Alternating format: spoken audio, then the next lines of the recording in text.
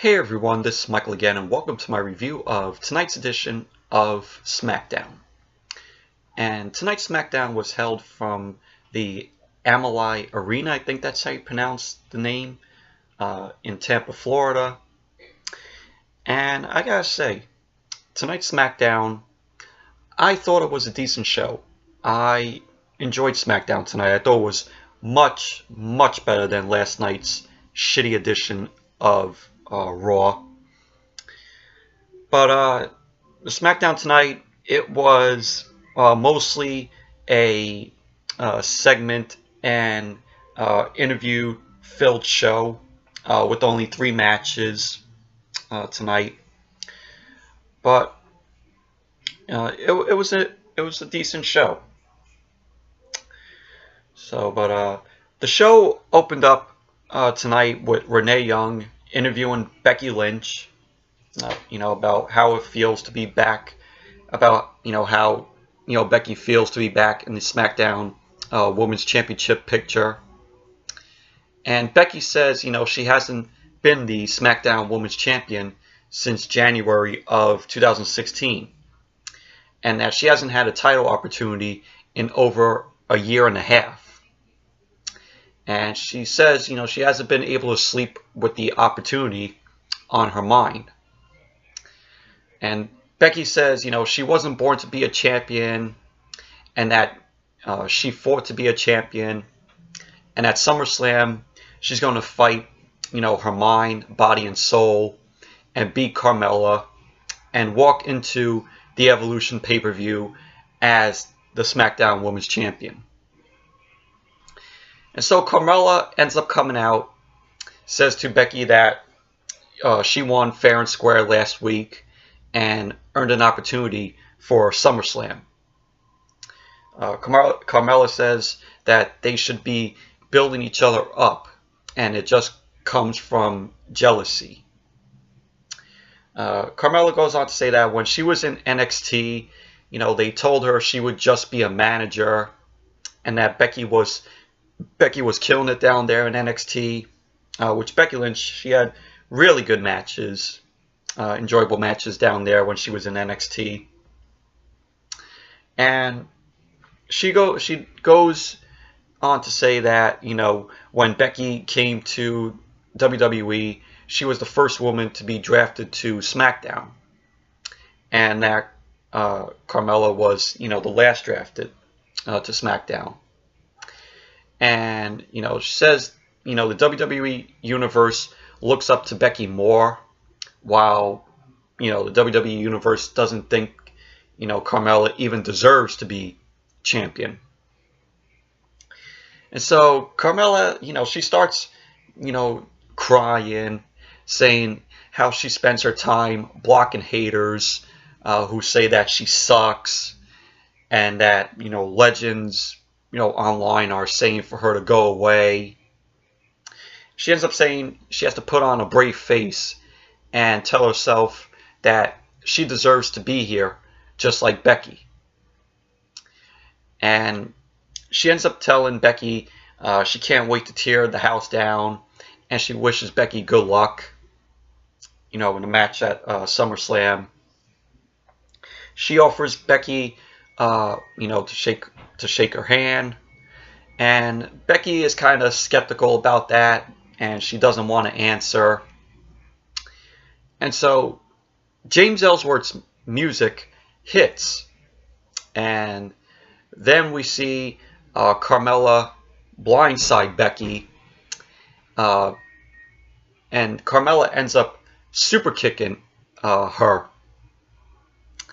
and we see Carmella gets a chair from under the ring, and she looks like she's gonna hit a DDT to Becky on the chair, but Charlotte ends up returning to save Becky, to save her best friend. And so Charlotte ends up booting the chair out of Carmella's hands. She ends up hitting Carmella with the suplex, and pretty much that's basically how the segment ended. Charlotte ended up coming to the aid of of her best friend Becky. So, but it was a pretty decent interview with Becky. Decent segment when Carmella came out. Then we had after that we had the Usos cutting the promo, since it's the tag team tournament going on. The Usos end up cutting the promo saying that it's going to be them versus the Bar, and then they start doing the Rock's shit tick that he did, where turn that sumbitch sideways and stick it straight up your candy ass, that whole thing. And then I think Jimmy who said, "Oh, it's PG-13." And then they say they welcome the Bar to the Uso Penitentiary. And that led to SmackDown going to commercial. Then when SmackDown came back, we saw Carmella comes in and complains to Paige about Charlotte. Paige says that Carmella should be ashamed of herself with what happened out there. And Carmella says that Paige will never be a champion again. And Paige says to Carmella that she is going to teach her to be a real champion. And Paige ends up telling Carmella that she will face Charlotte tonight. And this is what I didn't like what was said, that Paige said. She goes, if Charlotte wins tonight, the title match at SummerSlam will be a triple threat. Meaning it will be Charlotte versus Carmella versus Becky Lynch for the SmackDown Women's Championship at SummerSlam. And this was when I was like, oh my God. They're just gonna screw Becky again. I mean, why did they really need to put Charlotte in this match? I mean, have a one-on-one match with Carmella and Becky. Let Becky have her chance to be a two-time SmackDown Women's Champion, because she deserves it. And now you know what this means. This means that, well, I'll get to that when I get to the main event. So, but yeah, so that was this backstage segment with Carmella and Paige. Then we had the Bar, Cesaro and Sheamus versus the Usos. This is for the tag team tournament to see who will face the Bludgeon Brothers at SummerSlam. And this match was the best match of the night, in my opinion. It was really entertaining. Both of these teams did a really awesome job in this match. The crowd was really liking the match, was behind them. We had the New Day out on commentary. Well, they had their own announcers, table, and they were doing commentary. They had a whole wad of pancakes out there, and Cesaro and Sheamus ended up getting the win. So, and then after the match, Cesaro and Sheamus calls the New Day to come in the ring. New Day ends up getting in, and trash talk is going on between Cesaro and Sheamus and the New Day. So, but all in all, the match itself, it was the best match of the night. It was a really enjoyable match. Then we had Renee Young interviewing Charlotte. Charlotte says, she is here to support her friend Becky, but thanks to Carmella's mouth, she's got an opportunity. And she says she knows Carmella has beat her twice, but she is back to reclaim her throne. So, and that was the interview with Charlotte. But it was a decent interview with Charlotte. And then we had Samoa Joe.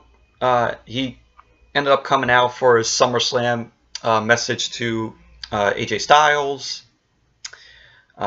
saying that, Joe says, what he did to Styles last week was, sending Styles a message. And he says that he respects Styles and that he respects the house that he built and how he made and how Styles made the WWE Championship the most prestigious title in the company. Joe says he knows Styles a long time. Because Styles and Joe were both in TNA before they came to WWE.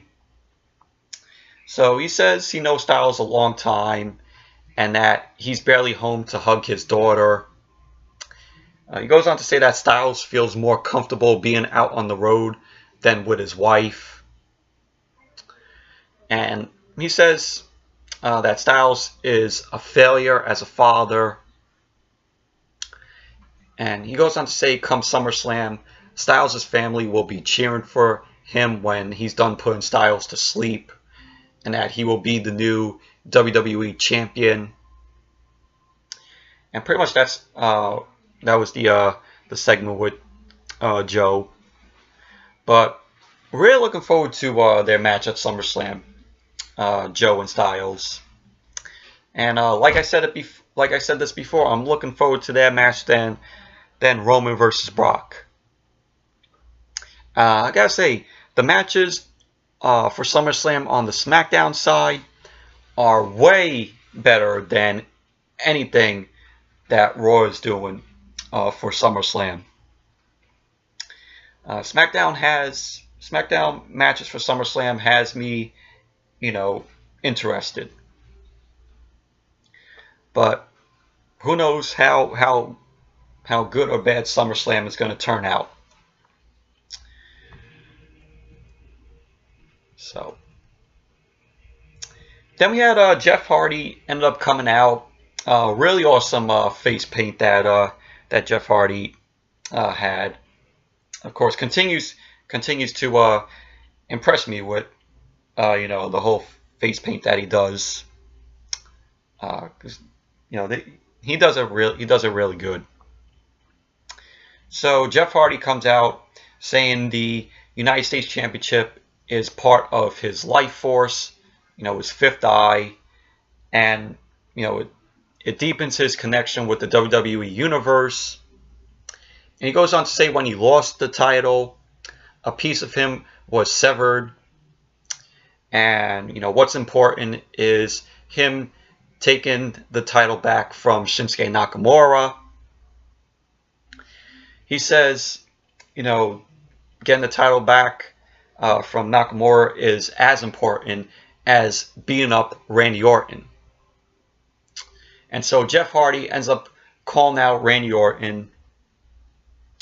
Randy Orton comes out, and before he gets in the ring, Jeff Hardy gets blindsided by Nakamura. And we see Nakamura, he tries to go and hit the Kinshasa to Jeff Hardy. But Orton blocks Nakamura. And we just see Orton and Nakamura go toe-to-toe. And, he backs up Nakamura. And then we just see Orton give Nakamura a nod. And then Nakamura Kinshasas Jeff Hardy. And then we just see Nakamura ends up leaving the ring. And Orton starts booting Jeff Hardy. And Orton then hits the DDT to Jeff Hardy on the ring. And we see one of Jeff Hardy's earrings end up coming out. It was like a little blue earring that he had. And I'm like, when that flew out, I'm kind of surprised that his his earlobe wasn't bleeding from that. So, but Orton then hits a second DDT to Jeff Hardy off the ring apron to the floor, and then we see Orton dismantling the announce table. He lays Jeff Hardy on it. He's ripping at Jeff Hardy's sleeves and his shirt. Orton then takes Jeff Hardy's necklace and puts it into his pocket. Orton then goes and grabs water from the timekeeper area, and he pours the water on Jeff's face. And then we see Orton have a washcloth, and he washes off the face paint that Jeff Hardy had on. And pretty much that was basically the end of the segment. But it was another brutal beating to Jeff Hardy from Randy Orton. Really enjoying where this is going with Randy Orton and Jeff Hardy.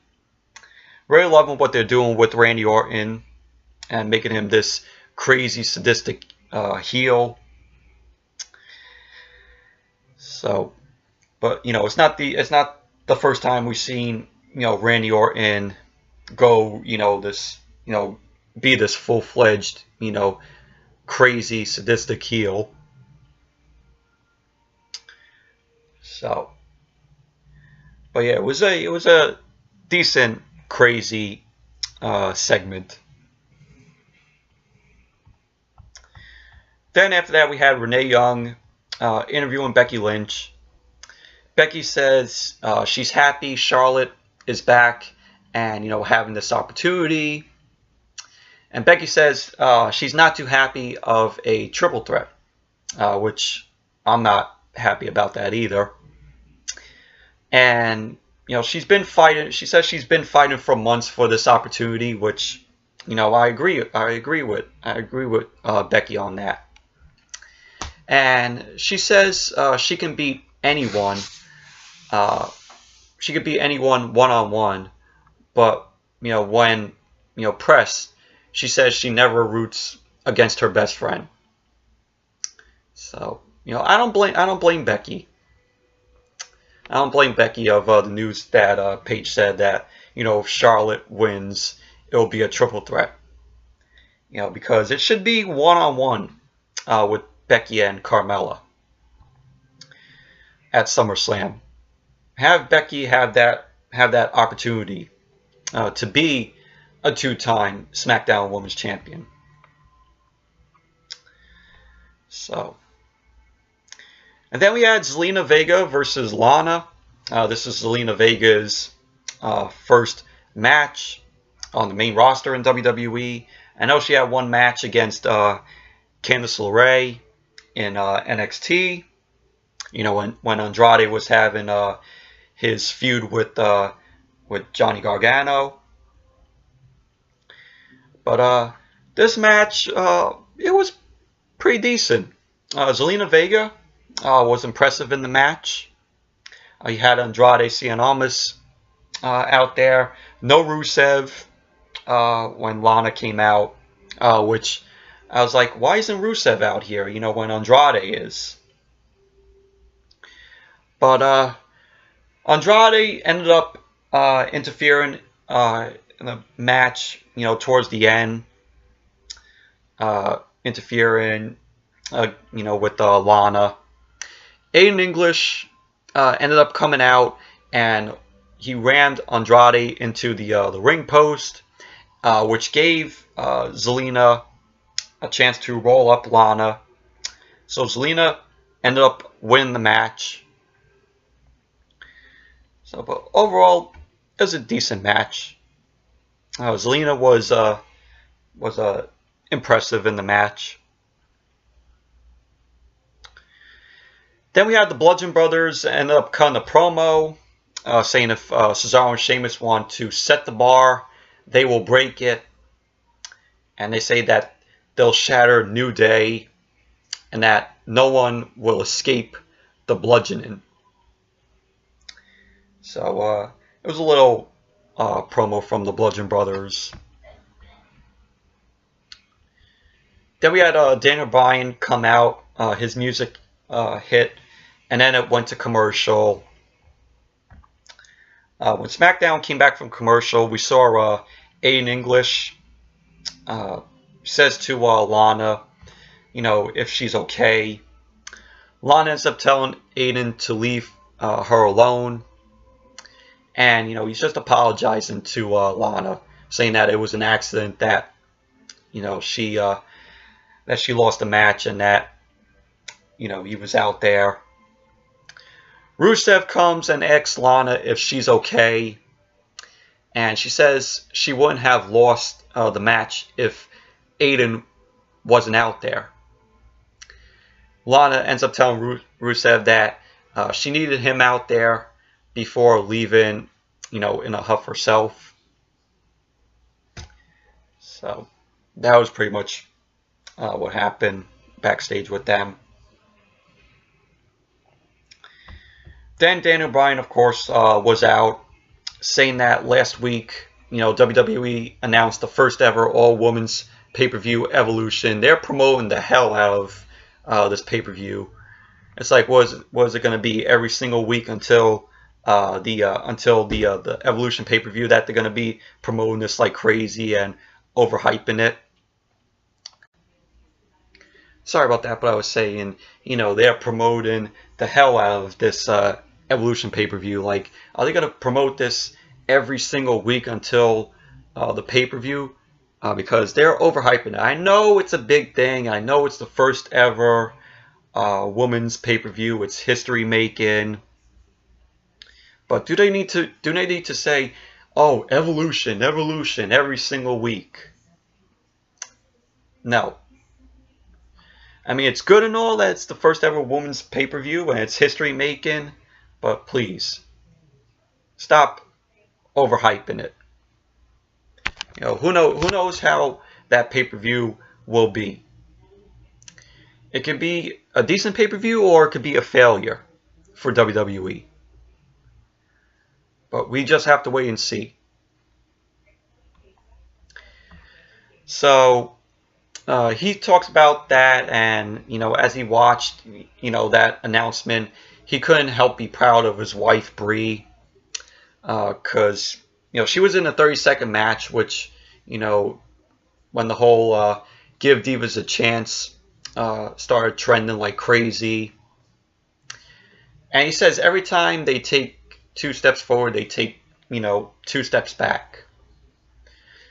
And he goes on to show clip of what happened last week with the Miz and Maurice when they had the Miz and Mrs. premiere party, and showed when Miz ended up throwing the fake baby doll to Daniel, and then Miz ended up laying out Daniel with the skull crushing finale. And so after that clip was shown from last week, Daniel goes on to say, for 2 years, Miz taunted him and antagonized him because Miz felt protected about, Daniel Bryan, not being able to compete. And so Daniel says, Miz felt the things he said, and, that Miz said and did, wouldn't haunt him. And then, Miz would be safe. Daniel then says he was cleared to wrestle, and that wall came crumbling down. And he says he can beat the Miz. So Daniel Bryan ends up calling out the Miz. Miz didn't come out. He was on the Titantron with his security there. He says if Daniel wants him, he could call his agent. So Miz starts promoting the second episode of Miz and Mrs., which aired after SmackDown, which I watched the first episode of Miz and Mrs., and I really enjoyed it. I really enjoyed Ms. and Mrs. I thought it was funny. I like what goes on between him and Maurice. It's an enjoyable show. I would recommend it to you all out there. It's a fun watch, and it was the highest. From what I heard, it was the highest rated. It was the highest rated show on USA, or reality show on USA, in 7 years. So, but so back to this. Daniel says, he doesn't care about Mrs. Stupid Show or his lifestyle. And he says, Miz just hides, and he ends up calling him a coward. And so Miz takes offense to that. And he says, he remembers the last time he called Daniel a coward, and that it was on Talkin' Smack, which was on the WWE Network. He talks about, on Talkin' Smack when Daniel Bryan walked away because he didn't want to fight, and Miz goes on to say that he carried Daniel on his back since he was a pro on NXT. Yeah, if you remember what NXT was back then, it was basically like a competition show way before Triple H took it over. This was like around 2010. Yeah, this was in 2010 when Daniel Bryan was a pro on that NXT. I remember it was hosted by Matt Striker. So, and then Miz says he had 10 years of fighting on the indies to get noticed, and he got famous in 5 minutes. Daniel Bryan says Miz is never going to be The Rock, and that he's not going to be a John Cena. And he goes on to say to the Miz that no one will remember him as a great superstar because he's too soft. And so Daniel Bryan wants to challenge Miz at SummerSlam. Miz says he's done with Daniel riding his coattails, and that the Yes Movement is over. And he says to him that his career is over, that Daniel's career is over, and the WWE Universe has moved on. And he ends up telling Daniel to let his WWE contract expire and entertain people in a high school gym, which means he wants Daniel Bryan to go to the Indies, back to the Indies. And he says all the people look at Daniel and they see a crybaby, and pics of babies crying are on the Titantron, and there's a crying baby sound effect on there. Which was that really needed? Was that necessarily needed? And then after the audio of the baby cry and sound effect were there, it cuts back to Miz, and Miz just goes, where? And then the segment ends. Sorry about that, but I was saying the segment ended after that, but it was a decent segment with Daniel Bryan. And you all probably know that this feud between Daniel Bryan and The Miz is going to happen. They're definitely going to have a match. If they were to do a match between Daniel Bryan and The Miz, why not have it at WrestleMania next year? I think that is the best way to let the both of them have the match at WrestleMania next year at MetLife, because it would be a good way. It would be a good way for them to end this feud between the both of them. I think that would be good if WWE tries and does that. So, but yeah, it was a decent segment. Then we had the main event, Charlotte versus Carmella. If Charlotte wins, it's a triple threat at SummerSlam for the SmackDown Women's Championship. And before the match, Charlotte ends up coming out to the ring. Renee Young interviews Carmella. Carmella says, her mat skills are just like her fashion sense, fabulous. And she wants Becky. And she ends up saying, she's not buying the best friends deal. And the real tea is that Becky Lynch is rooting against Charlotte.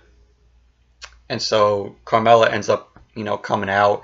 And the match gets underway, which was a decent match. Carmella was really impressive in this match, in my opinion. And Charlotte, of course, very impressive also. And Charlotte, of course, ended up getting the win. She locked in the figure 8 on Carmella. Carmella ended up tapping out. So Charlotte wins, and now Charlotte gets to be in the match against Carmella and Becky at SummerSlam, the triple threat match for the SmackDown Women's Championship, which I don't like. I don't like that they changed this, because I think this is a slap in the face to Becky Lynch, because because it should be one-on-one, Becky versus Carmella for the SmackDown Women's Championship. Like I said, give Becky a chance and make her a 2-time SmackDown Women's Champion. Now with Charlotte involved in this match, right now that Becky is possibly not win the SmackDown Women's Championship at SummerSlam. They're gonna put it back. They're gonna put the SmackDown Women's Championship back on Charlotte. And I can see this happening. It's going to be, they do it for Charlotte, just like how they do it for Roman. So, I mean, I like Charlotte. I'm a fan of Charlotte, but just put the Women's Championship on Becky. Do we really need to see Charlotte win the SmackDown Women's Championship again? No. Becky needs to be a 2-time SmackDown Women's Champion. And she hasn't had it. She hasn't had the title in 2 years. So put the title on Becky, because she deserves it. And you could tell after the match was over, because Becky was watching this match from the back. You could tell when Charlotte ended up winning the match. You could tell that, you could see that angry look on Becky's face, because you could tell that they ended up screwing her, and that she's not going to have a one-on-one match.